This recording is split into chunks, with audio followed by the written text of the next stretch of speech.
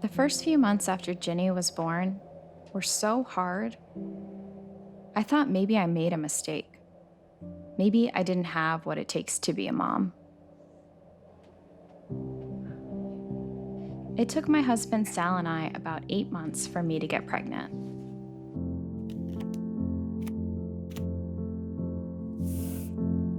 I had a beautiful pregnancy.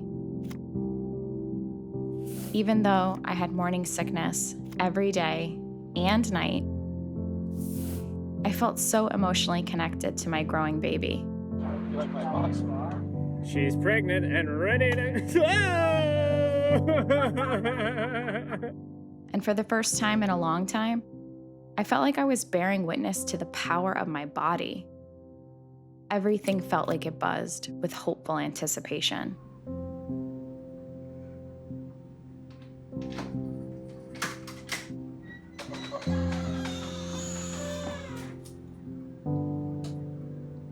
No. Holy shit. It's a girl. It's a girl. It's a girl. Don't tell me I'm crying. Then, one cold morning in December, Virginia Rose Bagwell Mastercola was born, and my life changed forever.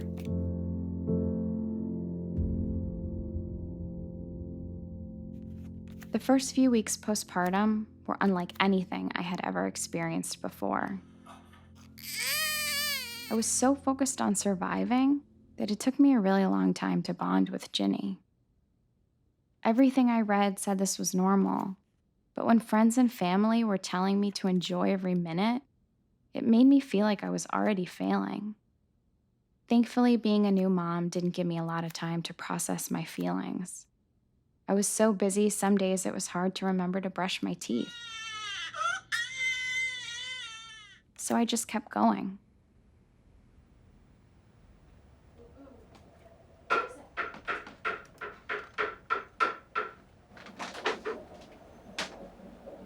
That's your kitty cat. Very gentle. See? Okay. There's Mr. Squirrel. There's something hiding over here. Mr. Nuts? Mr. Nuts. What? Maybe Mr. Nuts. Mr. Nuts is one of the more boring toys. It doesn't do anything when you shake it.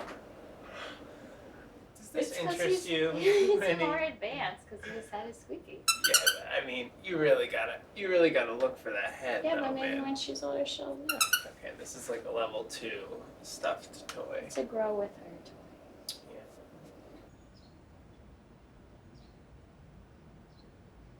Yeah. Put on your socks. Okay, want to know what her timing was like last night? Yeah, what was her timing like? Okay, so she went down at 9:40. 9:40. She was up at 11:20, 12 o'clock, 12:15, 1:45, 2, 5, 7:24. So basically our longest sleep was from 5 to 7. That was 2.5 hours. Good thing we didn't get her up at 5. Look at this. She already kicked off this sock, too. Move it over. When Sal was on paternity leave, the first month Ginny was born, I have never been more in love with him in my life. Having him help while my body got the chance to heal was invaluable. It strengthened our marriage and it made me feel like we were a team. I remember thinking there was no way I could do this without him. But after those 4 short weeks, Sal's paternity leave was up. Even though this was part of our plan, I begged him not to go back to work. I didn't think I had the energy to take care of Ginny by myself and was afraid to be alone with her.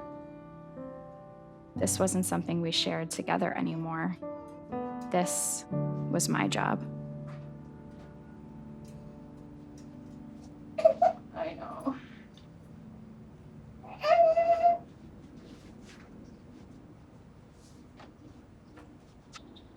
Yeah, let's see.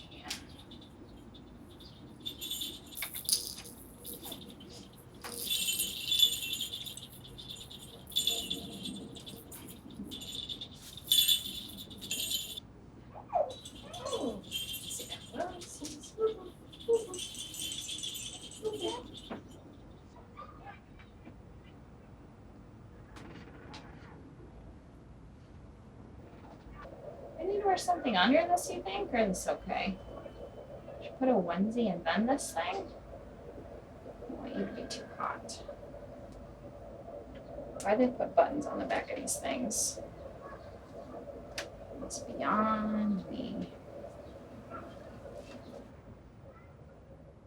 I never thought I'd be a stay-at-home mom.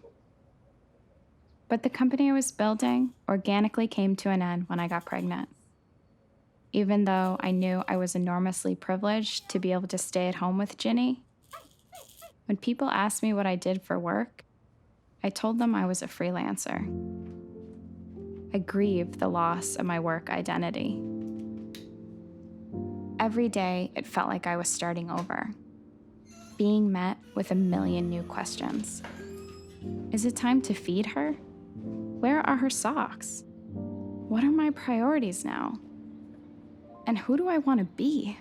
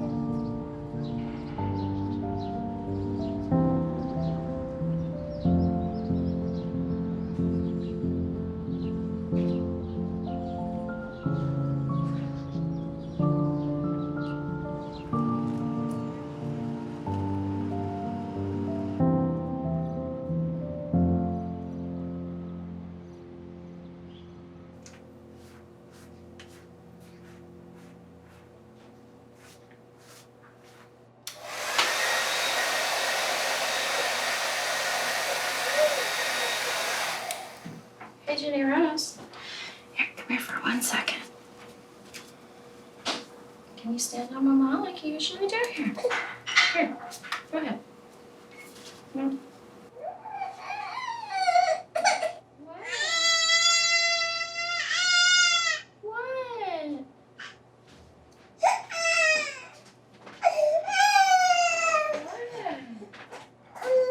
I'll take her. You get ready. No, no, no.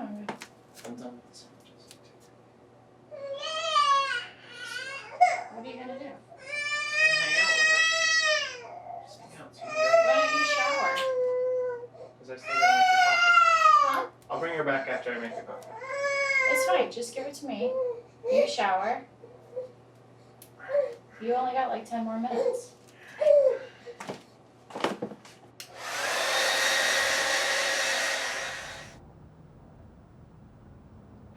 There are some days where it's hard to explain how hard it is. It's like hard to breathe. Keep thinking about like going back to work or not going back to work or moving or not moving or having a second baby, and I'm just so tired. I just feel like I'm running and I can't stop crying. And I feel so much guilt. Okay, hold on. Like somehow I should be stronger or more grateful. I feel claustrophobic walking the same streets over and over again. And I know I need more support, but it seems like Sal is giving everything that he can to. And we're just like in this really tight place. And I think maybe that's the hardest, is that I just have to sit with this discomfort of not being sure. I hate that.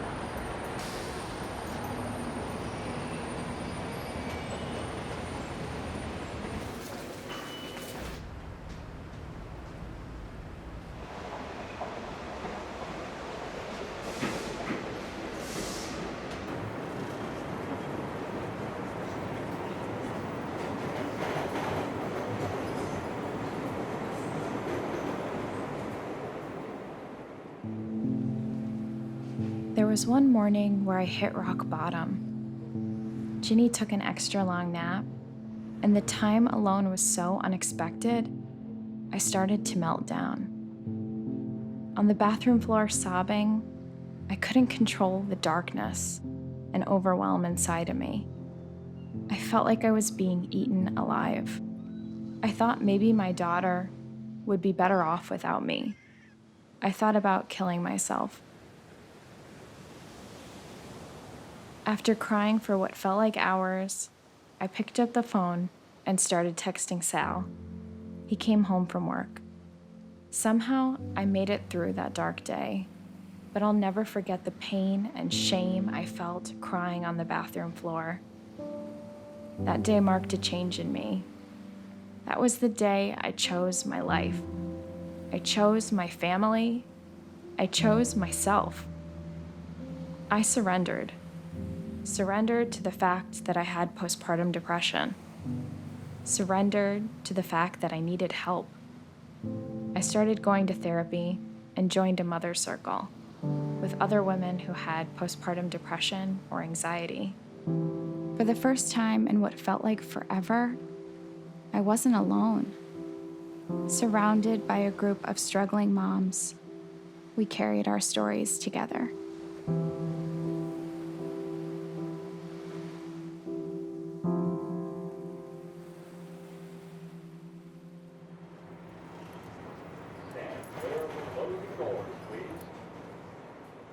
Something I learned through my postpartum depression is that feeling seen by a community is a powerful part of my healing.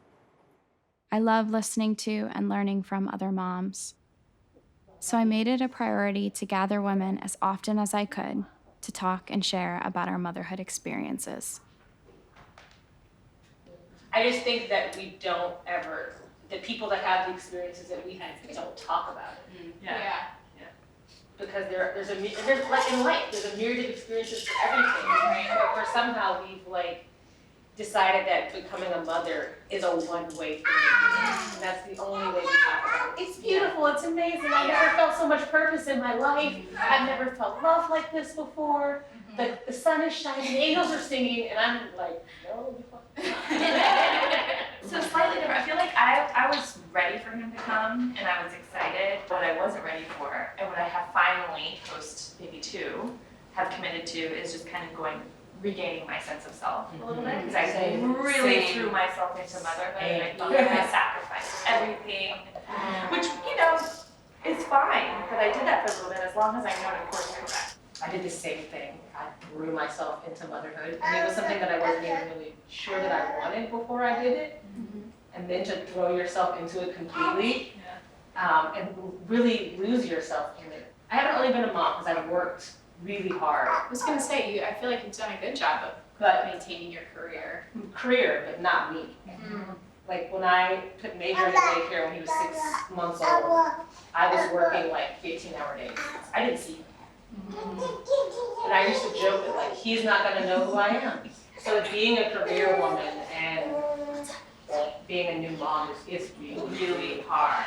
I'm not nearly as confident as I thought I was. Yeah.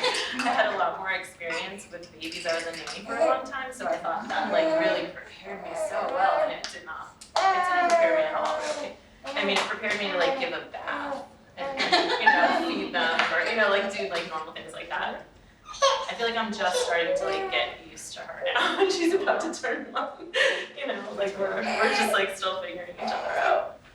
I didn't expect to be partnerless, which I am. I'm a single mom. I feel like since I made that decision, I have to like handle everything myself and like be self-sufficient because I signed up for this and like I don't deserve to have help because I made this choice. So I feel like the house has to be clean all the time and like I have to have it together all the time and you have to get to places on time and I can't cry around people and you have to be cute all the time. So yeah, it's a lot of pressure Yeah. that I put on myself. I think the thing that motherhood has taught me, everything is temporary. And every day is a day towards easier. Like one day he'll be 9 and his older brother will be 11 and like, That's crazy. none of this will be just a distant memory.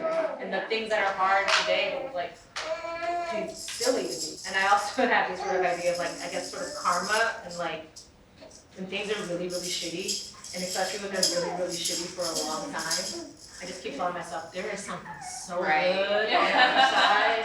I don't know what it is. Yeah. It is going to be amazing. And I'm gonna like bask in that goodness when it comes.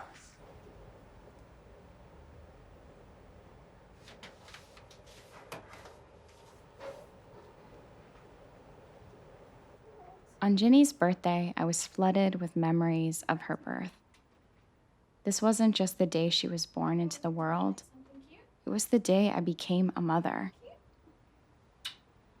It was also the day I saw firsthand the physical and emotional strength women are capable of. Ever since becoming a mother myself, I've been in awe of us, of our power, our patience, and our ability to carry on like we aren't also carrying another world on our shoulders. In those early days, it would ground me to remind myself my motherhood experience wasn't unique. Women have been doing this since the beginning of time. For which to slice the lemon. Working out whatever. But there will be better.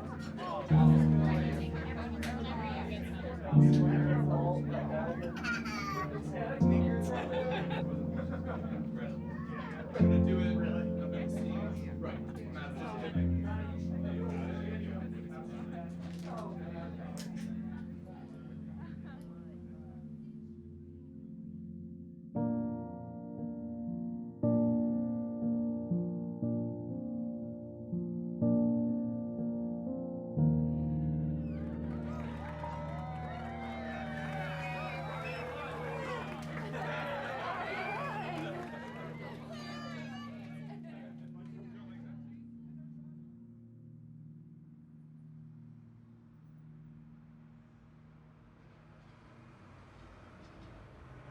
She did a long nap, right? 2 hours. It was like 2 and 2 hours. 2 and 15. Maybe because she was wearing a sweater. She was warm. Hello, Pat.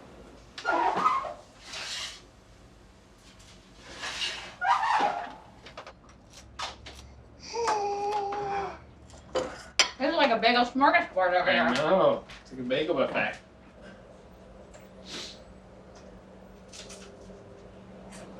We'll see. We'll see what. We'll see You how it still don't goes. think I'm gonna do it? No, I know you're gonna do it. I just, it could take a month. It could take 4 months. I don't know. It could That's take what a my day. dad said. He was like, don't put her in a daycare if you don't know. But it's like, Well, that's the thing It's I'm not concerned how- about. Till we know for sure that you've got something locked in. You Well, just I wanna keep having job interviews. spend as little as possible and Right. Well, I mean, or if we, like something comes up, like I have the interview on Tuesday and they say we want you to start Monday, then we could just throw her in full time right now and yeah. call it a day. So it is nice that they have availability and they're willing to go, or we can wait until January. What's that? Is that a crab? Is that a crab? Uh-oh, we should probably investigate. Let's see. Oh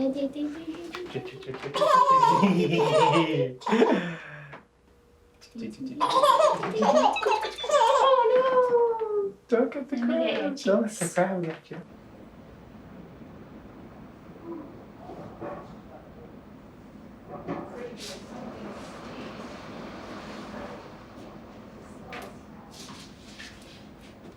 I'm feeling like a little bit half processed right now. So that's the energy I'm giving you. That's where I'm at. Your mom energy. A question I did want to kind of talk to you about is I feel like as I'm moving kind of through and with kind of, I don't want to say like a resolution of my postpartum depression, but definitely feeling like I'm on the lighter side of having those days. How do I feel okay about that period of my motherhood journey that was like so hard? Like I'm having a lot of trouble forgiving myself for feeling all of these intense feelings and thoughts when like now I'm in a good place.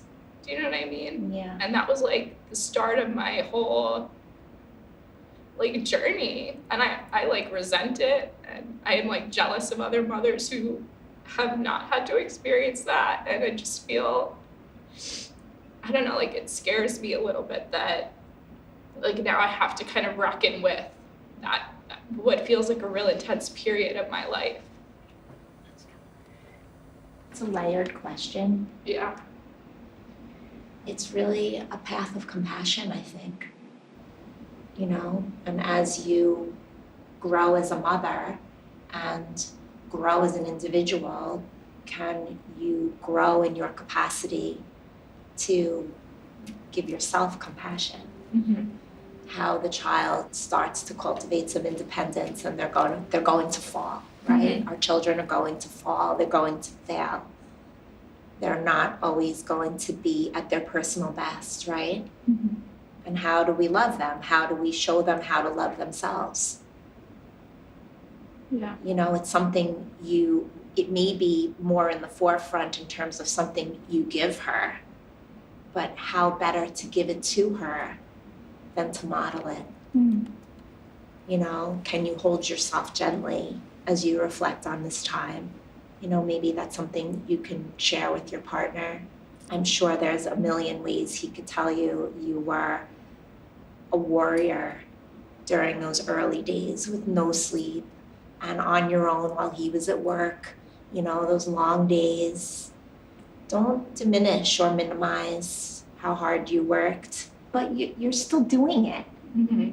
You're starting to integrate your work back in. You're starting to pick up pieces of the woman you were before your child came, but you're still deeply on that path. Mm-hmm. But, motherhood is eternal. You will never not be a mother. Yeah. So you will always be negotiating balance, and you will always have to be negotiating other people's needs. And some days that will feel more easy, and some days that will not be so easy. While I was in therapy, I found my voice again. For as long as I can remember, I've tried to hide my depression, to put on a brave face and push through the day, only to end up having an emotional breakdown by not naming what I really need. But through therapy, I learned I'm not alone, and I don't have to carry this alone. I also learned that even on my darkest days, I am not my thoughts. I am not the whispering voice inside of me that wants me to hurt myself. That is not my truth. My truth is complicated and beautiful and powerful and grounded in love. Asking for help was the first step towards choosing myself. And in doing so, it gave me permission to redefine my relationship to motherhood. I'm not a bad mom because I have depression. I'm a great mom, and I have depression.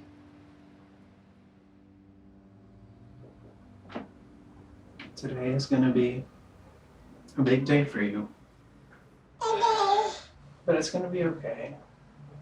You're growing up really fast. It's okay if you're shy at first. You're gonna get used to it. I guess a sign that it'd be better for me to cry like now and like get it out of the way. Because when we're in there, I feel like I'm gonna have to be like, have my shit together.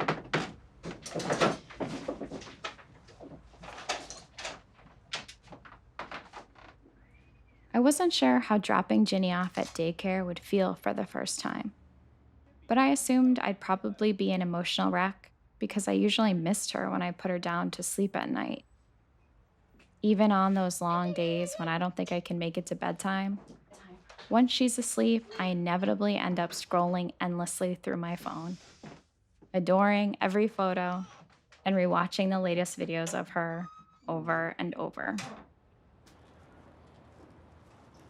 When she's gone, it's like a piece of me is gone too.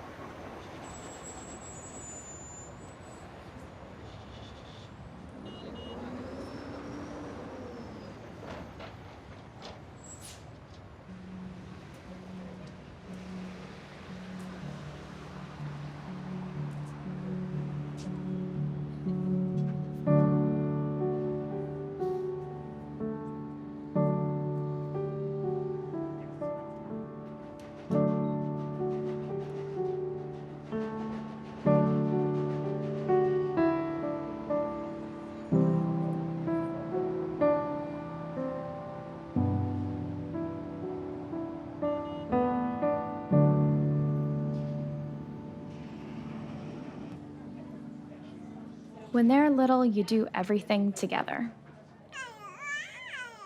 You walk hand in hand in this beautiful illusion that they'll always be by your side and you'll always be by theirs. But the truth is, if you do your job right, you're letting them go and letting them grow into their own person. Even though I struggled to find my way, I'm proud of the long nights, the endless summer days, and even my postpartum depression, because I'm still here. Today, I got to hold my daughter in my arms. Today, she looked me in the eyes and told me she loved me. And now that she's walking and talking and waving at everyone in Brooklyn, I know we're in a new phase of our journey. It won't be long until I look back on those first few months and feel the warm glow of nostalgia, when it was just the two of us, walking around Park Slope for hours, singing or reading or doing anything just to pass the time, taking baths in the middle of the day, breastfeeding nonstop. Ginny, it's through being your mom I've learned some of the greatest lessons about myself. And as you continue to grow, I know I will too.